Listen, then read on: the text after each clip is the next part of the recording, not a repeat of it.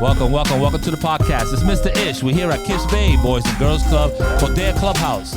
And this is the year 2022. Finally got 10,000 listeners, which is that's a highlight for me. I got a special podcast today. I got a group. I call this the Paid in Full group right here. It's a group of specialists. We hardly ever get to meet unless it's a meeting, but all the specialists are here, and we're going to introduce ourselves from my left to my right. Just give me your name and the department you work for, and then we'll get into our conversation. Start off from my left. I'm Karina. I'm the STEM and art specialist. Dropped a little bomb on her. Next. My name is Elvis, and I'm the pottery and ceramics. Pottery and ceramics. Never heard it before, but now we have it here. Another bomb for him. How you doing? My name is Jared. I am the gym coordinator. Yeah, no bomb for you, buddy. You always had gym. I'll give you the bomb. I don't want you to feel out of place. Welcome, guys. Thank you for coming and taking your time from preparing and getting your areas ready for class. We should be having class in the next 20 minutes or so. So let's try to make this fast. I just wanted to introduce everybody to what everyone does. So who would like to go first? And just tell them what you do as a specialist here at Kips Bay Boys and Girls Club, called their clubhouse. And just, so the parents can know, our staff can remember, and our bosses can listen and say, hey, that's what they're supposed to be doing. So who wants to go first? I'll go first. All right, Miss Nina. Miss Nina is our specialist. She wears many hats, but she'll tell you about that now. Yes. So I am the STEM specialist. I recently just started doing that. I've been doing art for a while, so I can talk a little bit more about that. Basically, it's just an outlet for kids to be creative. They're constantly learning. They're in school all day, so when they get here, it's very important for me that they get to just release all of their creativity. Yeah, sometimes these kids don't have art in school. They're cutting a lot of these programs off in school. I've seen them cut gym. I've seen them cut art. There's no music programs. So what you do here is very important because it gives them a little creative, something creative to do. Right. So that's nice. What do you see as your challenges sometimes when you're doing the program? A challenge I would say is when I don't have a kid that's so creative and they just get stuck. But I think it's a beautiful thing when they feel like they're being challenged, because art should be that.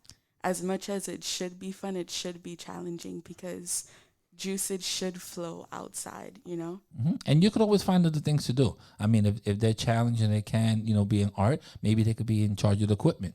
Right. Or maybe they could help you with something else. So we always have to make sure that we have everyone participate in whatever we can and just make them feel like it's a team effort. And now Mr. Elvis. Mr. Elvis is pretty new here. He has something that everyone wants to go to now, which is his pottery. And just tell us a little bit about your background and your pottery and how you came to Kips Bay Boys and Girls Club. So, excuse me. So I pretty much, I have my background and I have my BA in arts, actually. Oh, he's throwing it out there. He's throwing it out there. All right. Visual and performing arts. Pretty much did a little bit of all kinds of different medias all throughout college, but pottery and ceramics was one of the ones that stuck to me as a, let's say, that just took your interest. Yeah, it took my interest, and then a hobby, let's say, it's a very expensive hobby, but it's... Aren't all hobbies expensive? Work is cheap, hobbies are expensive. That's the way the world goes. But it's a very... It's a very expressional type of art. It really works because, especially for these kids, it kind of helps them trigger their fine motor skills, and then it's a more of a sensory type of art. So a lot of these kids come stressed to these after school programs. Very true. After school homework and everything else, and sometimes they just want to get their hands dirty and do certain things that they don't have access to even in school. I think it's great that obviously I was given the opportunity to be here with you guys and give that opportunity for the kids, and it's been great. No, it's a very good look. And also, if you keep their hands off a joystick and give them a piece of clay, right. You're a winner already. You're already a winner. Let them make their own joystick out of the clay. Do something creative like that. I think that I had art when I was young. I went to art school and to high school of art and all that stuff. And when we always had clay or pottery or something that was hands-on like that, it was like, oh, I was always, just running to those classrooms. So I think that you see it now. We see it. It just began here, about a month ago, a few weeks ago. And everyone is like, oh, I want to go to pottery. I want to go to pottery. I want to go to pottery. So that's very cool because it has them just wanting to do something. So now as long as you keep them in there and they learn something out of it, I think it's a win-win situation. Yes, and you, Mr. Jared, you're in charge of a whole floor. You got a whole floor to yourself. You got music. You got advantages that we don't have. Tell me a little bit about what you're doing with these kids up there. So what I'm doing up there in gym is basically making sure that our kids are working out, stretching, having games, sports, just doing stuff that... Just some type of movement. Yeah, type of movement and things that I did when I was growing up. Because, nowadays everybody want to be technology and playing, like, YouTube. And so now... Don't be killing all my stuff, bro. This is what I do. So I don't shoot you down. You don't shoot me down. All right? So I bless what you do. You want them to get out there and stretch and get some motivation, get their heart rate up a little bit. And play some sports, let them get into the sports. Yeah, let them learn the basics. Sports aspects and let them learn the basics of it. Just make sure and have fun with it. Like you said, I incorporate music with it because music brings like an extra feel to it. I know the kids love it and enjoy it, and it gets them going. So that's what I do here in the gym. Yeah, and team sports is always good. I mean, I like that, those are places where boy doesn't matter, girl doesn't matter. This is the, Boys and Girls Club. So girls could play on the baseball team, boys could play on the hockey team, girls could play on the tennis team. Whatever it is, everyone has a chance to participate in these activities. So that's one of the great things. No age group either. So we really work with every age group. So what we have here from 5 to hopefully 18 when the teens come in, we work with everybody. We can't say that we can't teach a 5-year-old, and we can't say we can't teach an 18-year-old. So it's the specialists really, have a big umbrella that we work under. For those that don't know me, my name is Mr. Ish, and I do digital arts, which more in turn I've been doing podcasting lately, but that's also photography, videography. We do some broadcasting and stuff like that. And with those skills, we just teach, the kids sometimes the behind the scenes stuff. We may have some actors and we may have some people that are good with lighting. We may have some people that are good with cameras or camera angles or could draw, sets and stuff like that. So we're teaching them that. And with podcasting, it's more just getting them a voice. Just, hey, guys, we hit the record button. Let's talk about how was your day. And just to get them into a conversation. A lot of times we ask them like, hello, how you doing? But then that's it. I want to know, hey, how was your day? Oh, this is what happened? Oh, you wear uniform to school? Oh, you don't wear uniform? You got a book report? This is and that. What's, how do you feel about wearing a mask all day in school? How do you feel about, all the things that are happening basically now in the world? So I really try to get into their minds, not just, I got this new toy, I play Madden, I do this, I do that. Mm-hmm. So we really have a lot of conversations about everything and anything. My challenges have been that sometimes we have, not sometimes, we have some students, members that are Spanish speaking and that speak English. So that doesn't stop me from a podcast. I'll do a podcast and I'll speak to you in English. And let's say, to give you an example, Mr. Elvis only speaks Spanish. We'll still have the same conversation. Then I'll translate to the Spanish-speaking person. I'll tell her or him what I need to tell them in Spanish. Then I'll translate to Mr. Jarrett exactly what that person said. So I always involve, no matter what language you're speaking, you're going to do a podcast with me. I'm not going to have you sit down there and just listen. You're going to be part of the podcast. Right. So those have been challenges for me, but I kind of like it. Sometimes my Spanish is a little broken up and stuff like that. But I do fair. I think they get a giggle out of it, and I try to maintain the fun, in the podcast. And every once in a while I go boo, and that wasn't a good podcast, but I get them talking. So that's the whole thing. Also with the little kids, 5-year-olds sometimes don't have a lot to talk about. They have, whatever you taught them upstairs, sometimes they talk about. Sometimes they talk about the siblings, sometimes they talk about a vacation. So they don't have a lot, but, it's important to at least have them talking. So that's a big deal. What do you guys look forward to this coming year? Because January just started. We're getting ourselves ready for, I guess, from January to June, and then we go right into the summer. And the summer, whoever hasn't been here, is a different monster.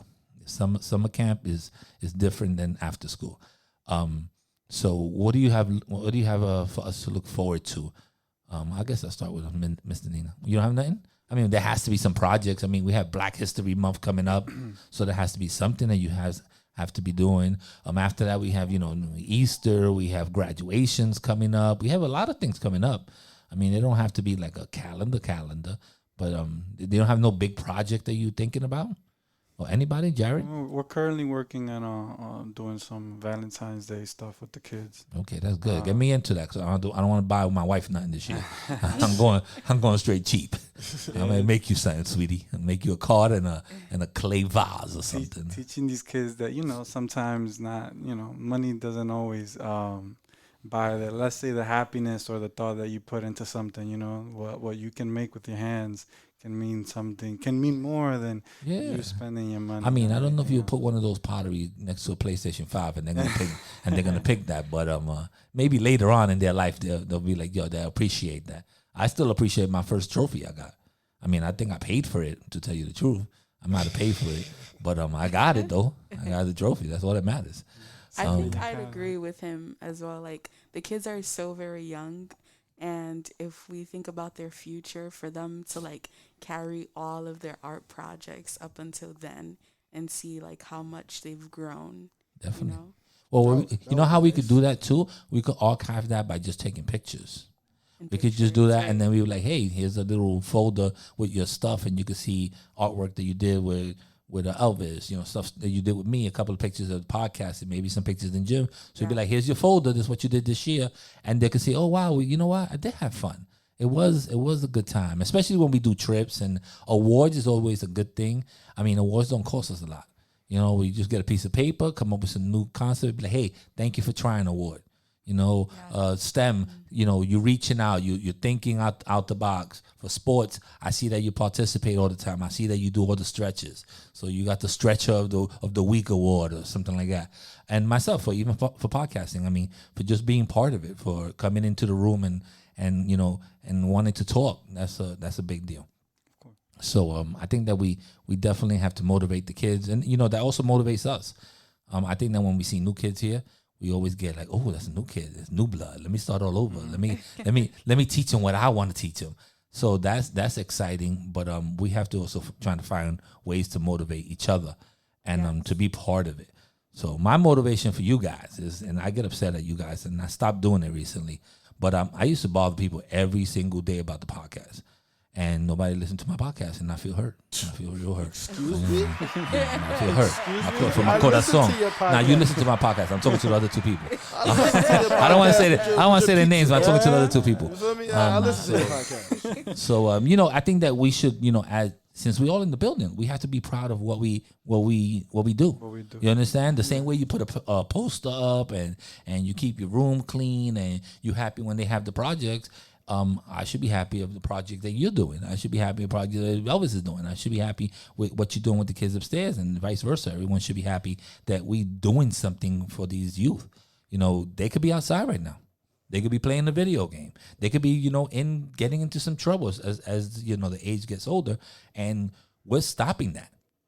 We stopping that. We may come from that, or we may have had these issues when we were younger, but something drew us to this company to, do better for our youth. So, I give everybody one of those, because, this job is, we get paid, but we also doing it because of the love that we have for the kids. I wanted my boss to hear that part.